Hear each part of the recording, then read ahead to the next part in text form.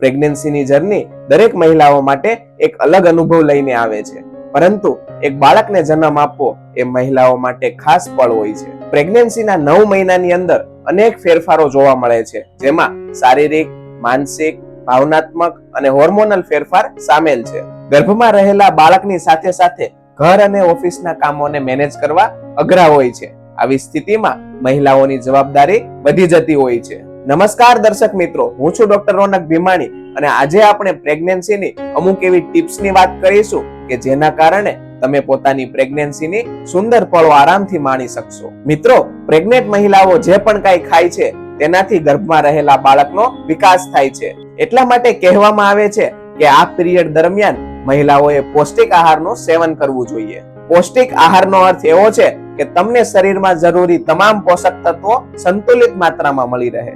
તમારે તમારા આહારમાં તાજા ફ્રૂટ્સ, શાકભાજી, ડ્રાય ફ્રૂટ્સ, દાળ, દૂધ અને દહીં વગેરે વસ્તુઓનો સમાવેશ કરવો જોઈએ, જેનાથી પ્રોટીન, ફાઈબર અને મિનરલ પૂરતા પ્રમાણમાં મળી રહે, જે તમારા ગર્ભમાં રહેલા બાળકનું પૂરતું ધ્યાન રાખે છે, જેનાથી તમારા બાળકનો શારીરિક અને માનસિક વિકાસ થાય છે. મહિલાઓએ પ્રેગ્નન્સી દરમિયાન ઓફિસમાં ઘરે બનાવેલા શુદ્ધ અને સાત્વિક ભોજનનું સેવન કરવું જોઈએ. જ્યારે કોઈ પણ મહિલાને શરીરમાં પાણીની ઉણપ વર્તાય છે તો તેને શરીરમાં ચુસ્તી લાગવા લાગે છે અને તેમને થાકનો અહેસાસ થાય છે. પ્રેગ્નન્સી દરમિયાન મહિલાઓને દિવસમાં 8 થી 10 ગ્લાસ પાણી જરૂર પીવું જોઈએ. મહિલાઓ કામ કરતી વખતે તાજા ફ્રૂટ જ્યુસ તેમજ નાળિયેર પાણીનું સેવન પણ કરી શકે છે, જેનાથી તમારું પાચન સારું રહે છે અને કબજિયાતની સમસ્યા પણ નથી થતી. પ્રેગ્નેન્ટ મહિલાઓ જો આખો દિવસ બેસીને કામ કરે તો તેને કમર અને પીઠમાં દુખાવો થતો હોય છે.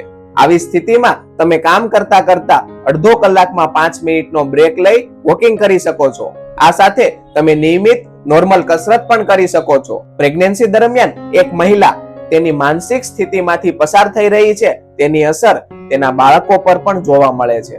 આનાથી પ્રેગ્નેન્ટ મહિલાઓએ હંમેશા ખુશ રહેવું જોઈએ અને વધારે પડતો સ્ટ્રેસ ના લેવો જોઈએ. માનસિક રૂપથી સ્વસ્થ રહેવા માટે દરરોજ કસરત, મેડિટેશન તેમજ યોગા કરવા જોઈએ, જેનાથી તમારો તણાવ પણ ઓછો થશે અને તમારા બાળકનો સર્વાંગી વિકાસ થશે. પ્રેગ્નન્સીમાં એક મહિલા દર મહિને પોતાના શરીરમાંથી અલગ અલગ પરિવર્તન મહેસૂસ કરે છે, જે એક સામાન્ય બાબત છે, પરંતુ આ સમયે તમારે ડોક્ટર પાસે સમયે સમયે ટેસ્ટ કરાવતા રહેવા જોઈએ, જેનાથી તમારું બાળક અને તમે હેલ્ધી છો કે કેમ તેનો ખ્યાલ આવી શકે.